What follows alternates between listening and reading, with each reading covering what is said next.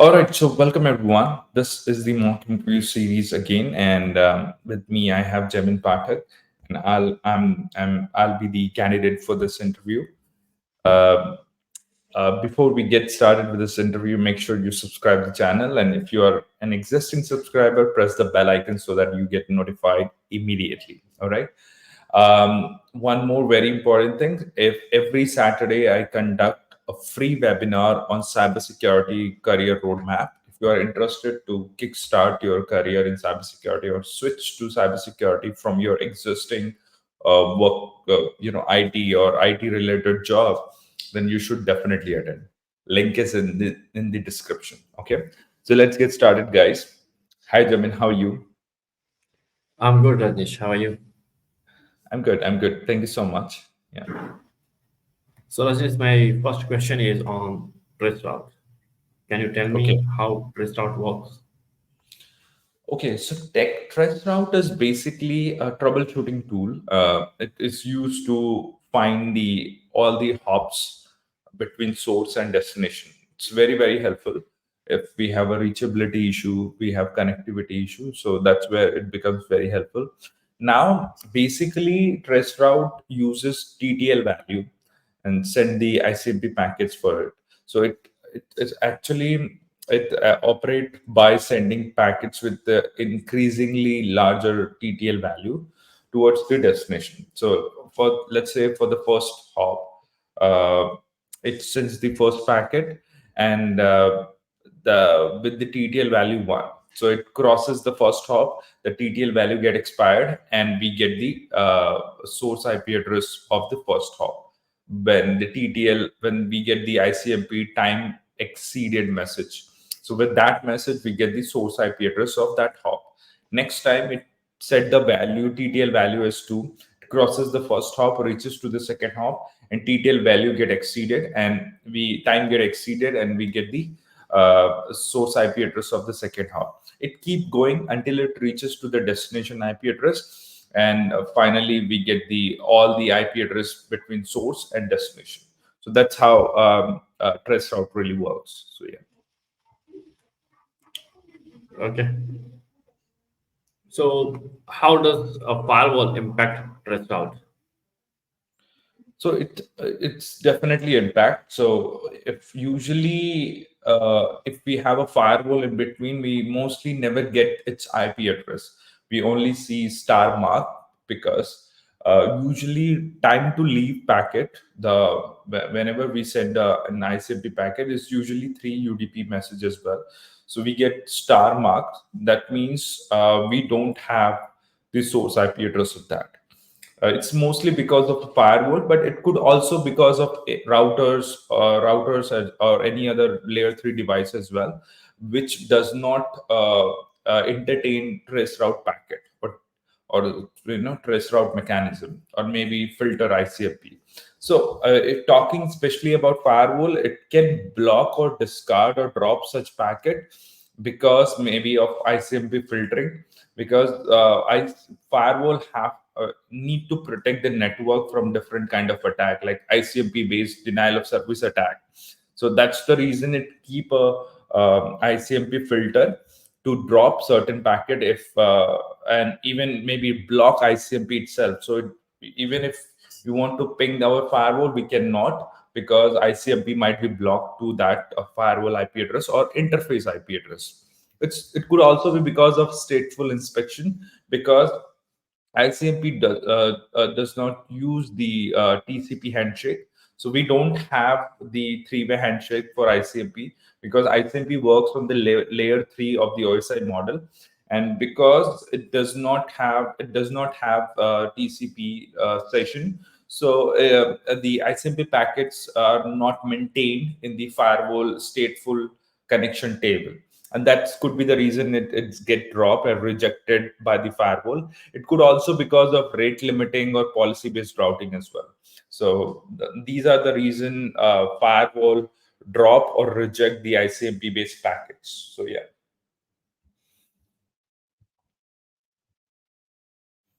Okay. So, yeah, Rajneesh, this is all I have for today. Thank you. Thank you so much. So now it's time for a little detailed explanation on Traceroute. Let me share my screen quickly and show it to you. Um, I'm sharing my screen. This is a looking glass. What is looking glass? Looking glass is the tool provided by a service provider, which you can use to perform trace route to any destination on the internet. Okay, so you can see this is by Cogent, and what I can do is I can select the test. Okay, it could be IPv4 ping press or IPv6 ping press or BGP routes. BGP is the border gateway routes. Okay, so I can select IPv4 trace, and then I can select the location. You can go for any location in the world. Let's say I choose my destination would be google.com. So let's do it from Sydney. Okay, and over here I will type google.com. Let's go and search for it. Okay. Oh my god,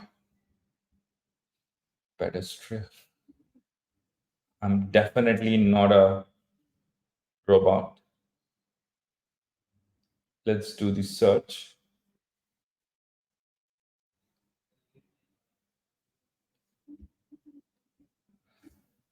Ha ha ha. Looks like we are not getting the results. Let's try and refresh the page. And if it does not work, we'll use the another looking glass from a different service provider. Okay. So let's do it from Sao Paulo, google.com. Let's go for it.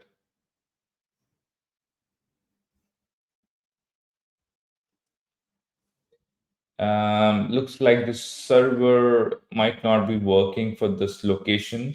I'll do one thing. I'll use another looking glass from a different service provider. Oh, it was. Sorry.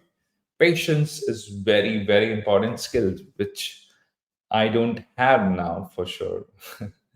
Okay, so you can see this is the trace route.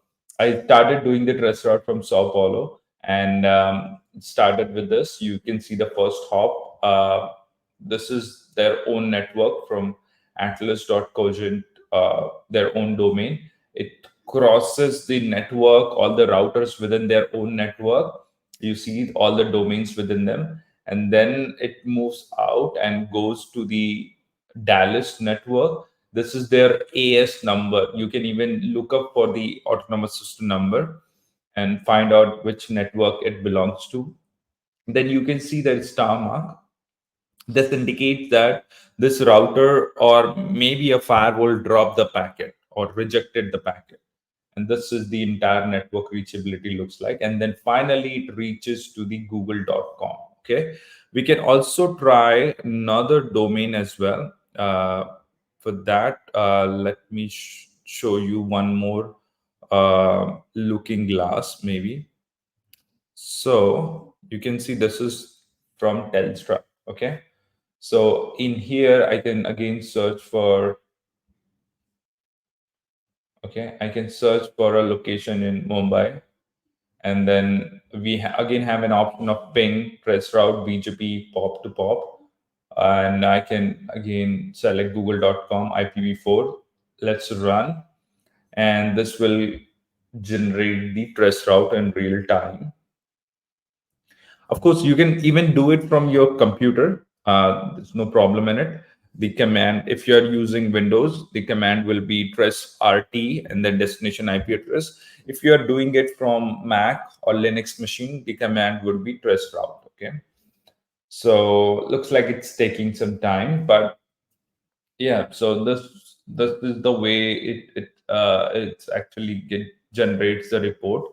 You will see the first hop, second hop, and if there is any firewall or maybe a router which might be having ICMP filtering enabled, it will drop or reject those packet as well. Okay, so looks like their server might be slow, but I'll share you the link in the description. You can visit this site. And remember, this is very, very important. Sometimes it's widely used by the network engineer or network admin to troubleshoot, but even we can use it as well to understand what's the reachability of certain traffic in the internet. Okay, so I think you got it. You can try doing the test yourself, and while we were talking, we got the results. So good. You can see it started from Telstra Global Network in Mumbai, in India, and then from there it crosses maybe over undersea network of fiber, and from there it crosses their MPLS network. You can see the MPLS. There are multiple hops as well in between, multiple path available as well. So that's why you see the multiple hops for same hop, and then finally it reaches to google.com.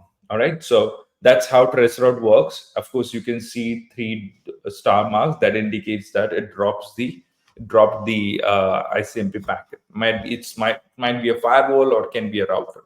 Okay, so I hope this was useful for you. If you have any question, do ask me in the comment section.